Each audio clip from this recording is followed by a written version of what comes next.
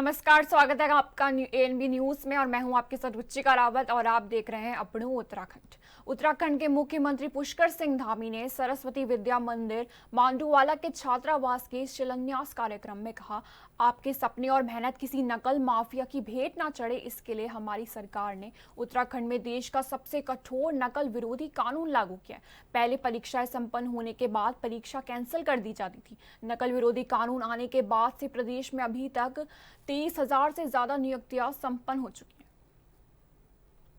आपके सपने और मेहनत किसी नकल माफिया की भेंट न चढ़े, इसके लिए हमारी सरकार ने उत्तराखंड में देश का सबसे कठोर नकल विरोधी कानून लागू किया और जिसका परिणाम हुआ, ये नकल विरोधी कानून लागू होने के बाद आए दिन जो आप देखते होंगे कि परीक्षाएं संपन्न होती थी और संपन्न होने के बाद परीक्षाएं कैंसिल कर दी जाती थी और आए दिन पेपर लीक की समस्या हमारे सामने खड़ी होती थी। गरीब माता पिता के बेटे बेटियों का जो एक उनका आत्मबल था, आत्मविश्वास था, उनकी मेहनत, उनकी प्रतिभा और क्षमता के साथ लगातार अन्याय हो रहा था। भाइयों बहनों, इसके नकल विरोधी कानून आने के बाद प्रदेश के अंदर 23,000 से ज्यादा नियुक्तियां अभी तक संपन्न हो चुकी हैं और एक भी नियुक्ति में कोई नकल का प्रकरण सामने नहीं आया है, एक भी मामला कोई न्यायालय में नहीं गया है। और प्रदेश के दूरस्थ क्षेत्रों में, किसी सीमांत क्षेत्र में आप किसी भी जनपद में चले जाइए, जो पहले भी हमारे यहाँ के भाई बहन परीक्षाओं में सम्मिलित हो रहे थे और कई वर्षों से परीक्षाएं दे रहे थे, उनका चयन नहीं हो रहा था। लेकिन नकल का कानून आने के बाद उन्हीं भाई बहनों का एक परीक्षा के साथ साथ 1 में, 2 में, 3 में, 4 में और कुछ तो ऐसे हैं जिनका 5-5 परीक्षाओं में। वहीं उत्तराखंड के मुख्य सचिव आनंद बर्देदन ने सोमवार को सचिवालय में आयुष विभाग की समीक्षा की। उन्होंने कहा कि प्रदेश में आयुर्वेद और होम्योपैथी को लोकप्रिय बनाने के लिए 25 आयुष व वेलनेस सेंटर्स को सेंटर ऑफ एक्सीलेंस के रूप में विकसित किया जाएगा। इन केंद्रों में पंचकर्मा, योगा और आयुर्वेदिक चिकित्सा की समुचित व्यवस्था होगी। वहीं उन्होंने इन्हें पर्यटन से जोड़ने और आत्मनिर्भर बनाने की भी बात कही। साथ ही निर्माणाधीन और आयुष अस्पतालों और मेडिकल कॉलेजों के कार्यों को तय समय में पूरा करने के निर्देश दिए। इन्वेस्टर समिट के प्रस्तावों को धरातल पर उतारने पर भी जोर दिया गया।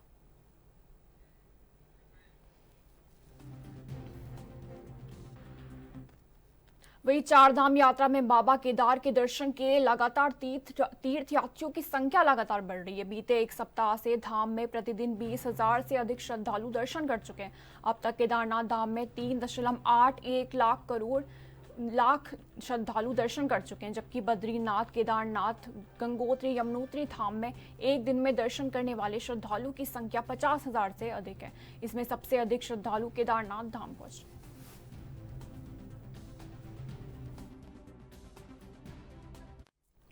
वही देहरादून में आज 16वें वित्त आयोग की अहम बैठक हुई है, जिसमें मुख्यमंत्री पुष्कर सिंह धामी ने उत्तराखंड की प्रगति का लेखा जोखा पेश किया। सीएम धामी ने बताया कि प्रदेश में बेरोजगारी दर 4.4% की ऐतिहासिक गिरावट दर्ज की गई है, जबकि प्रति व्यक्ति आय में 11.3% की वृद्धि हुई है, जो राष्ट्रीय औसत से भी अधिक है। वही बैठक के बाद आयोग अध्यक्ष अरविंद पनगड़िया ने राज्य की प्रगति की सराहना की और कहा कि विषम भौगोलिक परिस्थितियों से जूझ रहे पर्वतीय राज्यों के लिए ठोस रणनीति बनाई जाएगी। उन्होंने राज्य में तेजी से हो रहे विकास की प्रशंसा की।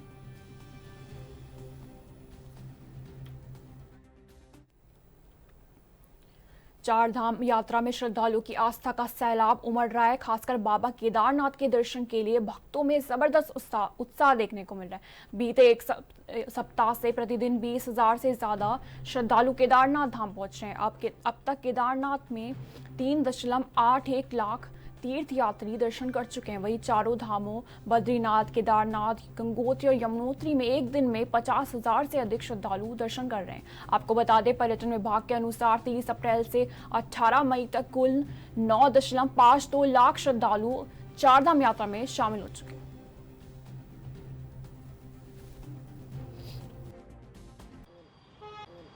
चारधाम यात्रा अपने चरम पर है और अगर बात करें तो इस समय केदारनाथ के अंदर लगभग 20,000 से ज़्यादा श्रद्धालु प्रतिदिन आ रहे हैं। और अगर बात करें तो अभी तक केदारनाथ धाम में 3.81 लाख श्रद्धालुओं ने जो है दर्शन कर लिए हैं। इसके अलावा बद्रीनाथ और इसके अलावा गंगोत्री और यमुनोत्री में लगभग 50,000 श्रद्धालु हर दिन आ रहे हैं। और ऐसे में अगर मान के चलें तो अभी तक जो है 9 लाख से ज़्यादा श्रद्धालु इस महीने चारों धामों में आ चुके हैं। और लगातार ये संख्या बढ़ रही है, क्योंकि चार धाम विश्व प्रसिद्ध यात्रा है और उत्तराखंड में 6 महीने चलती है। तो ऐसे में जो है श्रद्धालुओं में कहीं ना कहीं उत्साह इस समय बनता दिखाई दे रहा है। और लगातार केदारनाथ धाम आने वाले श्रद्धालुओं का जो उत्साह है वो लगातार बढ़ रहा है। और हर दिन 20,000 के करीब श्रद्धालु केदारनाथ में आ रहे हैं। और यह आंकड़ा अभी और बढ़ने की उम्मीद है, क्योंकि जिस तरह से अब यात्रा फिर शुरू हो चुकी है और लगातार जो श्रद्धालु आ रहे हैं उनमें कहीं ना कहीं उत्साह भी देखते हुए बन रहा है। और चारधाम यात्रा को लेकर सरकार की तरफ से भी जो तैयारियां हैं वो मुकम्मल है। लगातार श्रद्धालु उत्तराखंड में आ रहे हैं और चारधाम यात्रा में जो श्रद्धालु आ रहे हैं उनको भी सरकार की तरफ से लगातार जो स्वास्थ्य सुविधाएं हैं या फिर अन्य सुविधाएं हैं, वो तमाम तरह की सुविधाएं जो हैं वो राज्य सरकार की तरफ से मिल रही है। देहरादून से कैमरा पर्सन दिनेश कुमार के साथ अभिनव नायक, एएनबी न्यूज़। वहीं मुख्यमंत्री पुष्कर सिंह धामी ने सचिवालय में 16वें वित्त आयोग के अध्यक्ष अरविंद पनगड़िया और अन्य सदस्यों के सामने प्रदेश की वित्तीय स्थिति, चुनौती और विकास जरूरतों को लेकर अपना पक्ष रखा। मुख्यमंत्री ने पर्यावरणीय सेवाओं की लागत को ध्यान में रखते हुए मुआवजे की मांग की और वन रोपड़ के लिए टैक्स ट्रांसफर में 20 भार बढ़ाने का सुझाव दिया। साथ ही वनों के संरक्षण के लिए विशेष अनुदान की बात भी रखी। बैठक के बाद आयोग अध्यक्ष ने कहा कि विकासशील राज्यों में घाटा सामान्य बात है, बस उसे संतुलित रखना जरूरी है।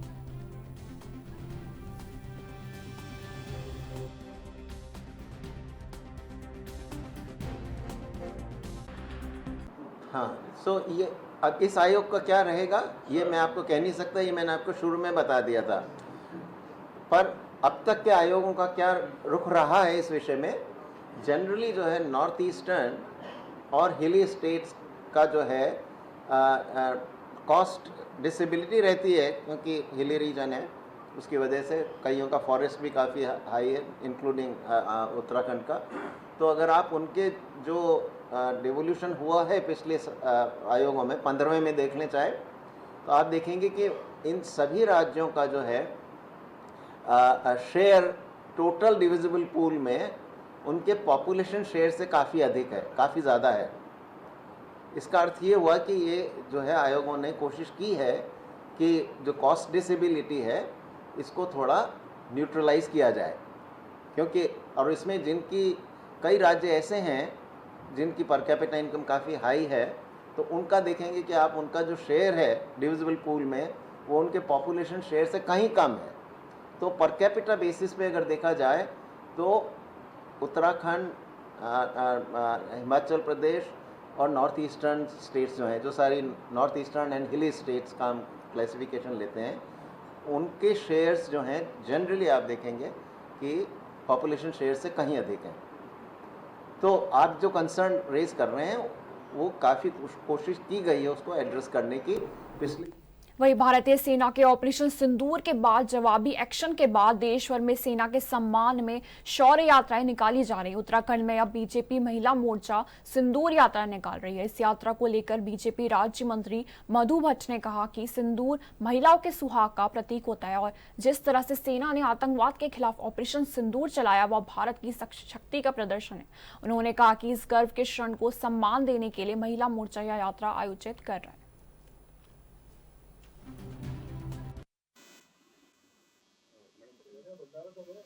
देखिए, ऑपरेशन सिंदूर ये एक माननीय प्रधानमंत्री नरेंद्र मोदी जी का आभार और धन्यवाद करते हैं, जिस प्रकार से उन्होंने जो महिलाओं का जो एक बहुत ही अमूल्य उनका जो एक जो उनका श्रृंगार होता है सिंदूर, उसका नाम देकर और उन आतताइयों के ठिकानों पर वार करके उनको सैनिकों ने हमारी जो माताएं थी, बहनें थी, उनकी रक्षा के लिए जो उन्होंने जो बदला लिया, उसके लिए उन सैनिकों का आभार और धन्यवाद करने के लिए हमारी जो महिला मोर्चा की जो बहनें हैं, जो हमारी अन्य बहनें हैं, सभी लोग उन वीर सैनिकों का धन्यवाद करने के लिए ये जो तिरंगा यात्रा निकाल रही हैं और जो हमारे जो वीर भाई जो हमारे शहीद हुए हैं उनके लिए श्रद्धांजलि स्वरूप जो है उनको श्रद्धांजलि भी अर्पित कर रही हैं। तो ये एक हमारे बहुत बड़े गौरव की बात है कि जो हमारा जो ऑपरेशन सिंदूर जो है वो सक्सेस हुआ, उसमें हमारे जो वीर। वहीं उत्तराखंड में आज से मौसम का मिजाज बदल सकता है। मौसम विभाग ने राज्य के कई जिलों के लिए अलर्ट जारी किया है। मौसम विज्ञान केंद्र के निदेशक विक्रम सिंह ने के मुताबिक उत्तरकाशी, चमोली, पिथौरागढ़ और बागेश्वर में आकाशीय बिजली, ओलावृष्टि और तेज अंधड़ की संभावना जताई जा रही है, जिसको लेकर ऑरेंज अलर्ट जारी किया गया है। वहीं पौड़ी, देहरादून, अल्मोड़ा, नैनीताल और चंपावत में गरज के साथ साथ हल्की बारिश और तेज हवाओं को भी लेकर चेतावनी दी गई है। लोगों को सतर्क रहने और सुरक्षित स्थानों पर रहने की अपील की गई।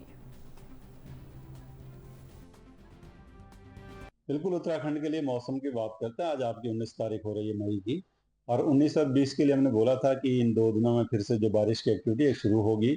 और अगर आप डिस्ट्रिक्ट वाइज देखेंगे तो जो अंदर के डिस्ट्रिक्ट है, उत्तरकाशी, चमोली, पिथौरागढ़, रुद्रप्रयाग, बागेश्वर है, तो उनमें तो अनेक जगहों तक में हल्की से मध्यम बारिश आज जो है वो रहेगी और कल भी रहेगी। तो ये 2 दिन आप कह सकते हैं कि वहाँ पे बारिश जो है वो मिलेंगी।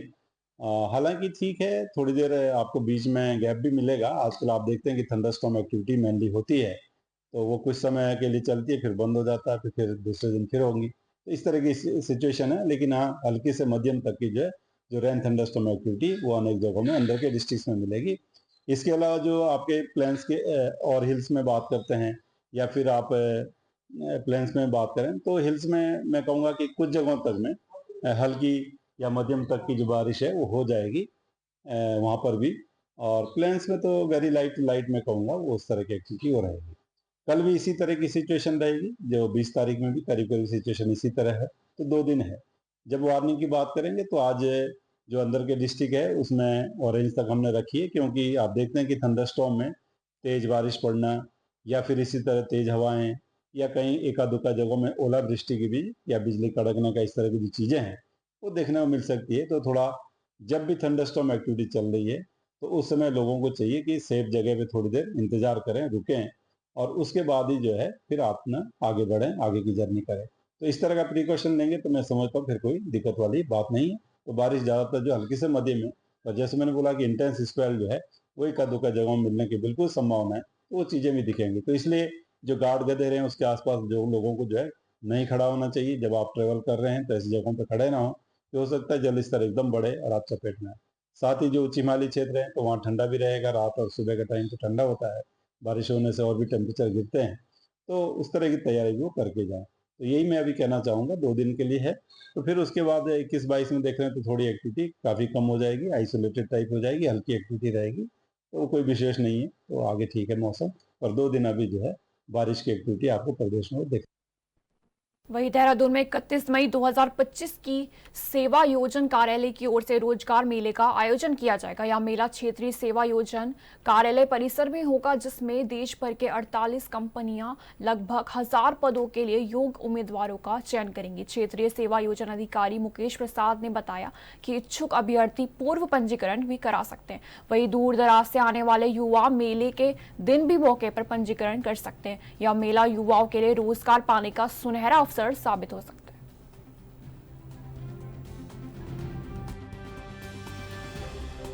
है। मैं मुकेश प्रसाद रयाल, सेवायोजन अधिकारी, क्षेत्रीय सेवायोजन कार्यालय में कार्यरत हूं, और क्षेत्रीय सेवायोजन कार्यालय की ओर से दिनांक 31 मई 2025 को एक बृहद रोजगार मेले का आयोजन किया जा रहा है, जिसमें अभी तक 38 कंपनियों के द्वारा लगभग 1000 पदों के लिए विभिन्न सेक्टर के जो कंपनियां हैं उनके लिए नियुक्ति दी जाएंगी। इस रोजगार मेले में कक्षा 8 से लेकर के और स्नातकोत्तर तक के सभी शैक्षिक योग्यता और प्रशिक्षण योग्यता रखने। वक्त हो गया छोटे से ब्रेक का, फौरन लौटेंगे।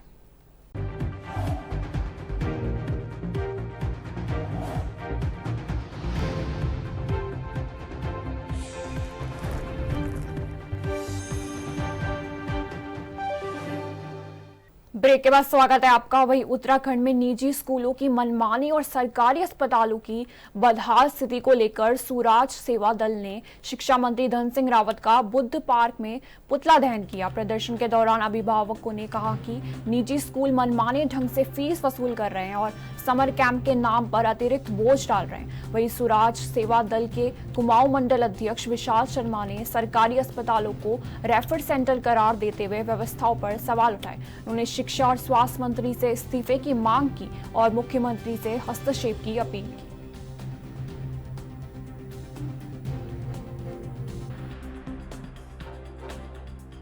आज बुद्ध पार्क में पुतला दहन किया है और आप लोग क्या मांग है और किस मांग को लेकर आपने आज पुतला दहन किया है? मंत्री जी से मेरी सख्त नाराजगी है शिक्षा सुविधाओं को लेकर के, क्योंकि निजी स्कूलों की इतनी मनमानी चल रही है। आए दिन हम पेपर में पढ़ रहे हैं, अभिभावकों को इतनी परेशानी हो रही है। मनमानी फीस है। जिस दुकान में जाना है तो जिस दुकान का नाम ले लिया गया है, बस वहीं से उन्होंने यूनिफॉर्म लेनी है, वहीं से किताबें लेनी है। इसके लिए मेरी सख्त नाराजगी है। अभी आप फीस को देखेंगे, उसके अलावा अभी गर्मियों का सीजन चालू हो गया है तो स्कूलों की अपनी मनमानी, अभी समर कैंप लगाए जा रहे हैं। थोड़ा सा इस पे ध्यान देना चाहिए। अभिभावक स्कूलों में बच्चों को भेज रहे हैं, अब बच्चों की अच्छी पढ़ाई के लिए भेज रहे हैं। उनके अब रोजगार की स्थिति देखेंगे, इस समय पूरी तरीके से डामाडोल है। उनकी आर्थिक स्थिति बहुत कमजोर है। परीक्षा के लिए फीस दे पाना, स्कूल में पढ़ा पाना भी बहुत नामुमकिन सी चीज़ हो गई। ऊपर से आप ऊपर के खर्चे देखिए। तो मैं मंत्री जी से कहना चाहती हूँ, एक बार स्कूलों में जाएं, जरा विजिट करें और देखें कि किस तरीके के खर्चे वो अभिभावकों से पूरे करवा रहे हैं, उसकी तरफ ध्यान दें। क्या नाम है आपका? शशि सिंह। शर्मा जी, मांग को लेकर आपने पुतला दहन किया है और आप लोग क्या मांग है? देखिए, हम स्वास्थ्य और शिक्षा मंत्री धन सिंह रावत जी का हमने आज यहाँ पर पुतला दहन किया है।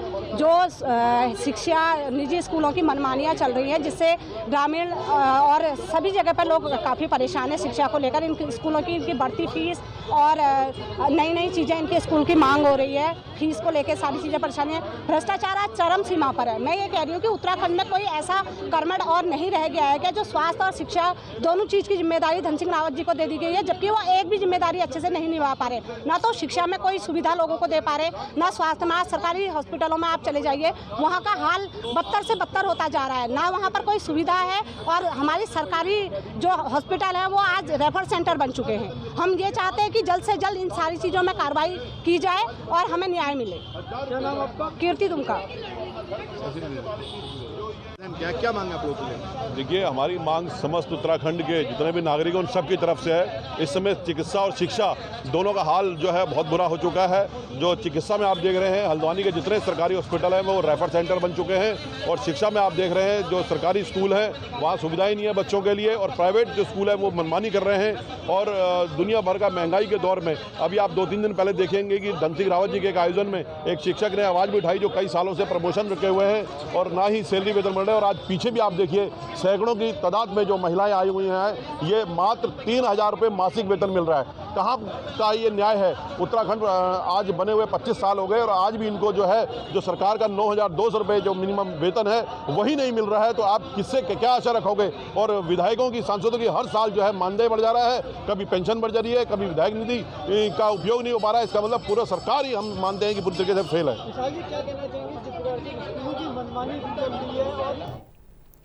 वहीं उत्तराखंड में मुख्यमंत्री द्वारा नशा मुक्त प्रदेश की पहल के तहत जसपुर क्षेत्र के पतरामपुर में नशीली दवाइयों की अवैध बिक्री पर कड़क कार्रवाई की गई। Senior drugs inspector Neeraj Kumar के निर्देशन में संयुक्त टीम ने एक मेडिकल स्टोर की छापेमारी की, जहां रिटेल से थोक मेडिकल स्टोर में बदली गई दवाइयों में अधिकांश एक्सपायरी डेट की पाई गई। यश मेडिकल स्टोर के स्वामी को गिरफ्तार कर पुलिस ने हिरासत में ले लिया और स्टोर को सील कर कानूनी कार्रवाई की गई। बताया गया है कि लंबे समय से क्षेत्र में नशीली दवाइयों की बिक्री की शिकायतें आ रही हैं। कार्रवाई जारी रखने का आश्वासन दिया गया।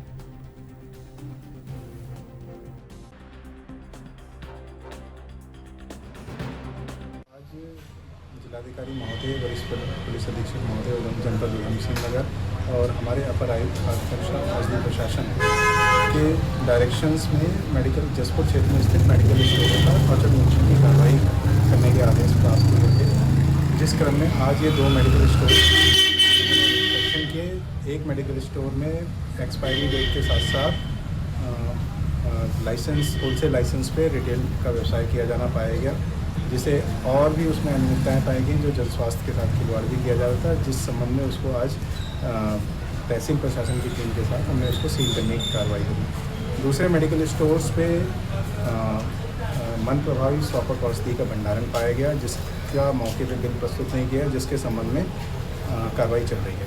संबंधित नहीं है, मन प्रभावी कैप्सूल मिले हैं जो वो बिना बिल के नहीं रख सकते, ना ही बेच सकते हैं, तो उस संबंध में भी कार्रवाई जारी है। ये अनवरत रूप से इंस्पेक्शन कंटिन्यू चलेगा और क्योंकि डीएम सर खुद ही मॉनिटरिंग कर रहे हैं, एसएसपी सर खुद ही मॉनिटरिंग कर रहे हैं, हमारे अपर सर खुद मॉनिटरिंग।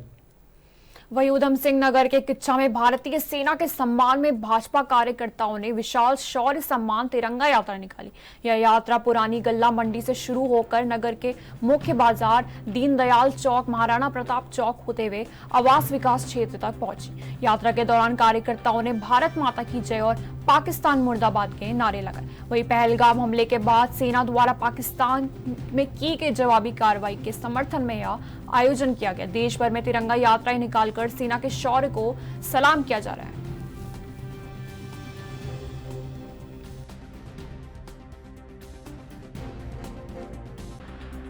कि कुछ समय पूर्व पहलगांव में हमारी बहन बेटियों के साथ जो उनके सिंदूर की मांग को उजाड़ा गया, धर्म पूछ कर, उसमें हमारे देश के लोगों में बड़ा आक्रोश था, बड़ा मतलब गुस्सा था।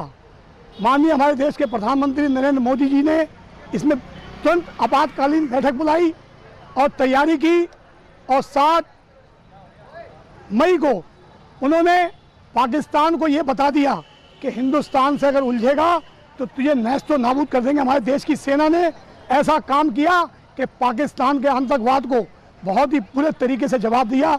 जो उन्होंने हमारे लोगों को मारा था उसका उन्होंने बहुत ही अच्छे ढंग से जवाब दिया कि अगली बार अगर कोई भी पाकिस्तान ने हरकत करी तो उस पर हिंदुस्तान पाकिस्तान का इस हिंदुस्तान पूरे देश के नक्शे से नामो निशान मिटा के रख देगा। ये हमारे देश के प्रधानमंत्री ने ऐसा मैसेज उनको दे दिया है। तो इसी कार्यक्रम में हमारे देश के जो वीर सैनिक हैं उनका सम्मान हौसला बढ़ाने के लिए उनके एक शौर्य यात्रा हमारे किच्छा पुरानी गल्ला मंडी से निकाली गई और वो यात्रा पूरे मेन बाजार से होते हुए दीनदयाल चौक से होते हुए आवास घास में घूमते हुए आवास घास के लास्ट छोर पर उसका समापन हो गया। जो हमारे पहलगाम में जो हमारे नागरिकों को जाति धर्म पूछ के मारा गया, उसके लिए जो हमारा सिंदूर ऑपरेशन है, हमारे देश के सैनिकों ने पाकिस्तान में घुसकर पाकिस्तान को धूल चटाई है। इसके लिए हम अपने सैनिकों को बहुत बहुत बधाई देना चाहते हैं और एक बहुत गर्व महसूस करते हैं हमारी भारतीय सेना पर। और साथ में मोदी जी ने जो सेना को खुली। वहीं लालकुआं नगर पंचायत अब गंदगी फैलाने वालों के खिलाफ सख्त रुख अपनाने जा रही है। खुले में कूड़ा फेंकने वालों पर जुर्माना लगाने और कानूनी कार्रवाई की तैयारी कर ली गई है। नगर पंचायत जल्द ही विशेष अभियान चलाएगी। अधिशासी अधिकारी राहुल कुमार सिंह ने बताया कि हर मोहल्ले में डोर टू डोर कूड़ा उठाने की व्यवस्था है और सभी घरों में डस्टबिन भी दिए गए। इसके बावजूद कुछ लोग नियमों का उल्लंघन कर गंदगी फैला रहे हैं। अब सार्वजनिक स्थानों पर चेतावनी बोर्ड लगाए जाएंगे और नियम तोड़ने पर सख्त कार्रवाई की जाएगी।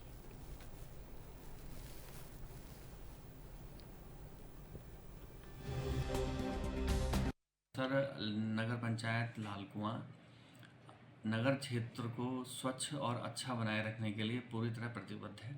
हमारा बोर्ड भी इसमें सजग है, हमारे कर्मचारी भी, और इसीलिए हम लोग regular daily door to door यहाँ कूड़ा गाड़ी अपनी चलाते हैं।